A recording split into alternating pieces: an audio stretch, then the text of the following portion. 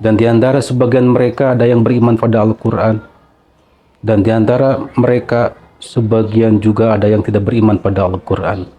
Dan Allah lebih mengetahui orang-orang yang berbuat kerusakan.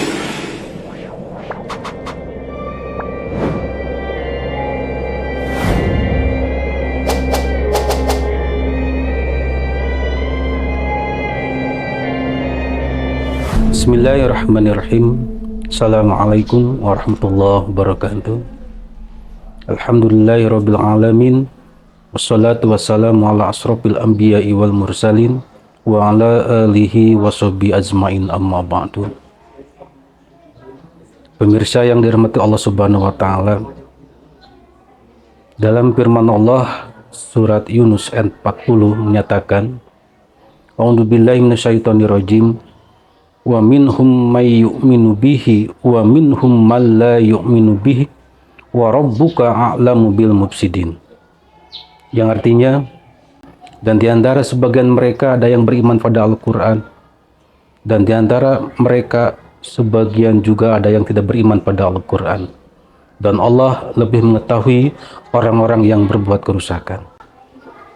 Dalam ayat ini jelas bahwa yang namanya manusia yang dilahirkan oleh Allah ke alam dunia ini dalam keadaan fitrah. Tergantung bagaimana orang tua membentuk anaknya, apa itu menjadi Nasrani, Yahudi, Majusi. Di sini kita peran orang tua bagaimana cara membentuk yang jadi anak-anaknya supaya sesuai dengan fitrahnya masing-masing. Terus dalam Al-Quran surat Al-Baqarah ayat 2 yang berbunyi, Dzalikal kitabul la raiba fi hudal lil muttaqin. Yang namanya Al-Quran diturunkan oleh Allah melalui malaikat Jibril pada Nabi kita Muhammad sallallahu alaihi wasallam, itu sebagai petunjuk bagi orang-orang yang bertakwa dan tidak ada keraguan di dalamnya. Kita sebagai orang yang beriman harus meyakini akan kebenaran Al-Quran, karena Al-Quran bukan omongan Nabi Muhammad, tapi Al-Quran merupakan firman Allah yang termasuk kalam Allah. Dan Al-Quran itu yakin akan benarnya. Dan untuk kita selaku umat manusia yang mengaku beriman kepada Allah, itu wajib mengimaninya dan mengamalkan isi daripada kandungan ayat Al-Quran tersebut. Al-Quran diturunkan oleh Allah itu sebagai obat dan rahmat bagi orang-orang yang beriman. Wa nunazzilu minal Qur'ani ma huwa shifa'un wa rahmatul lil mu'minin.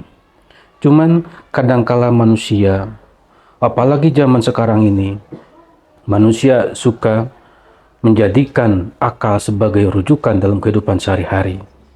Segala sesuatu diukur dengan akal, padahal yang namanya akal itu punya kekuatan yang terbatas. Sesuatu yang terbatas tidak mungkin mencapai yang tidak terbatas. Al-Quran turunkan oleh Allah sebagai jawaban untuk berbagai macam persoalan, masalah yang timbul dalam kehidupan manusia. Jadi itu kembali ke kita lagi dalam kehidupan kita. Maka kalau kita ingin hidup sesuai dengan ketentuan, maka Al-Quran jadikan pegangan dalam kehidupan kita sehari-hari. Mudah-mudahan kita selamanya diberi petunjuk oleh Allah dalam kehidupan ini, supaya apa yang kita harapkan dapat kita raih. Hudma sopa wa dama kadar. Wassalamualaikum warahmatullahi wabarakatuh.